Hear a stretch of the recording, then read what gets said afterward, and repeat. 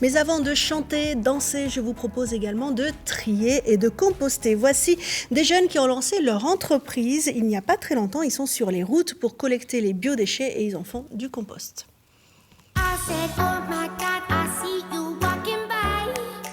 Anne-Sophie Bréhin, vous êtes cofondatrice des Pieds sur Terre. Vous êtes deux à la base de cette entreprise. Tout à fait. Je me suis associée avec Maxime, un ami de longue date dans ce projet. Et alors, qu'est-ce qui vous a amené au compost au départ? Vous êtes agricultrice, vous avez de la famille? Pas du tout. Pas du tout. En fait, tous les deux, on se connaît depuis longtemps. On connaît les valeurs de l'un et de l'autre. Et ce qui nous a vraiment animés, c'était de construire un projet concret où nous puissions agir sur l'environnement, sur notre territoire. Et donc, nous sommes rendus compte, en fait, qu'aujourd'hui, le biodéchet alimentaire était souvent enfoui ou incinéré, alors qu'en fait, il mérite d'être transformé en une ressource durable. Vous êtes à Cran, c'est oui, ça, tout en Mayenne, et du coup, vous collectez les biodéchets sur quel périmètre? Alors, 60 km autour de Cran. Pour le moment, puisque pour l'instant, nous sommes installés sur la commune de Cran.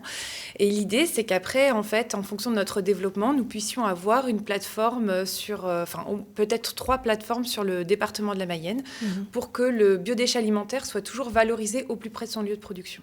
Alors, en tant que particulier, est-ce que vous collectez? Oui. Est-ce que vous triez? On a un tout petit bac à compost chez nous en appartement et on va le mettre dans un plus grand bac à compost qui appartient à la rue, je crois. Et maintenant, il y a des blobs dedans. Ça va coloniser. Ça se composte, le blob, vous pensez? On peut essayer. On peut essayer. S'il y a des flocons d'avoine, ça va faire des dégâts. Et vous? Oui, moi j'ai un jardin, donc je le garde pour mon jardin. D'accord. Donc on sent que c'est une pratique qui est en train de prendre finalement quand on peut, qu'on soit en appartement ou en jardin, en maison. Mais là, vous vous adressez plutôt aux collectivités. Hein. C'est ça. En effet, on se rend compte que le compostage domestique est déjà pratiqué surtout sur des territoires ruraux depuis des générations, en fait. Clairement, on n'a rien inventé de ce point de vue-là. Par contre, en fait, c'est vrai qu'on s'est rendu compte aussi que dès qu'on est hors domicile ou dans le monde professionnel, là, il y avait vraiment un maillon inexistant pour que le biodéchet qui est produit lors des déjeuners... Donc, vous collectez auprès de qui? Les restaurants? Alors, la restauration collective en premier, c'est-à-dire qu'aujourd'hui, on s'adresse beaucoup à des établissements scolaires, des établissements de santé, EHPAD, hôpitaux, restaurants d'entreprise, mais aussi en effet les commerces alimentaires, donc restaurants traditionnels, traiteurs. Et l'idée, lorsque vous collectez dans une école, c'est aussi de faire de l'information et de la sensibilisation. Donc, vous travaillez en amont aussi et pendant la collecte. Notre façon de voir les choses, en fait, c'est vraiment d'apporter beaucoup de pédagogie et de sensibilisation auprès de tous les acteurs d'un établissement pour vraiment rendre tout le monde acteur du tri. Donc, quand on installe un dispositif dans un établissement scolaire, on va à la rencontre des enfants sur le temps du déjeuner ou en côté, où on va vraiment leur expliquer comment faire le tri, pourquoi et comment nous allons valoriser ce compost. Et vous trouvez des changements? Ils s'améliorent dans le tri? Est-ce que ça... On a vraiment la joie de se rendre compte que les enfants sont déjà très avancés sur le sujet et c'est des termes qu'ils ont déjà entendus, qu'ils connaissent et qu'ils adoptent assez facilement. Donc c'est vrai que c'est un vrai bonheur d'aller à la rencontre des enfants puisque ils sont Sophie, très actifs. On met de la viande ou pas dans le compost? Mais je me posais la question. Moi, je pense qu'on n'en met pas. Mais moi, la grande question, c'est les agrumes. On en met ou pas? Parce que moi, j'hésite à chaque fois. Il y a beaucoup d'idées reçues sur le compost. Alors, je tiens à faire la différence aussi entre ce qu'on peut faire facilement dans son compost domestique et ce que nous, on va faire en fait sur un compost de territoire, un compost à plus grande échelle, puisqu'on ne va pas forcément accepter les mêmes biodéchets. Pour faire simple, dans un compostage domestique, si on débute et si on ne veut pas prendre trop de risques, on va composter tout ce qui est végétal. Mais les agrumes, pour moi, rentrent complètement dans un compostage domestique, sans problème. Et c'est vrai que nous, avec notre processus plus grande échelle, on va vraiment prendre tout le biodéchet alimentaire. Donc, on va également récupérer les déchets carnés des établissements scolaires, mais également les os, les restes de poissons. Voilà.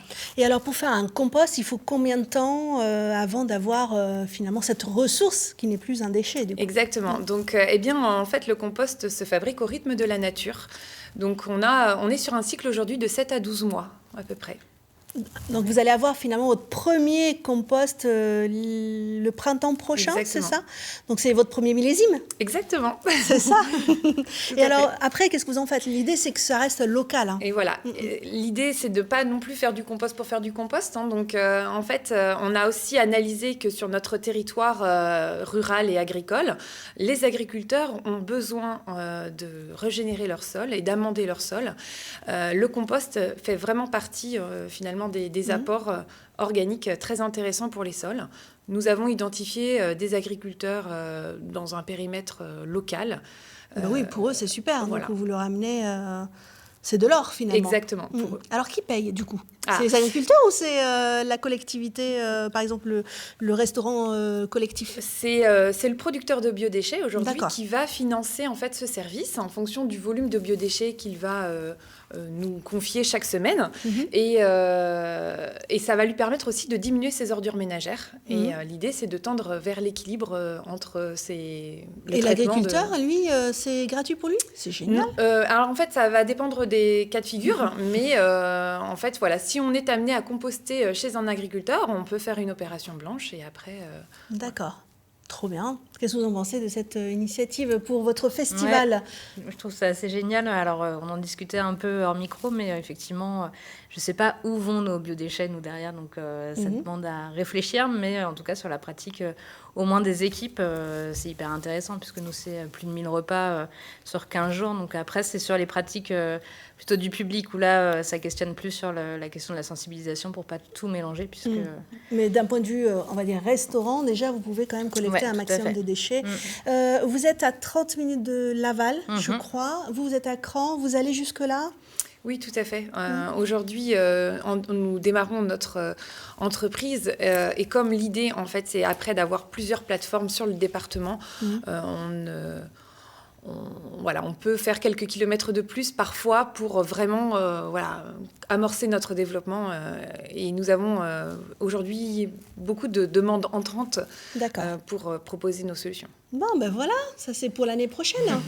Oh, même cette année, hein. Bon, le rendez-vous est prêt. Enfin, bon, c'est début juillet. Vous êtes prête pour début On est juillet? prêt. Eh ben voilà, ben ça c'est super.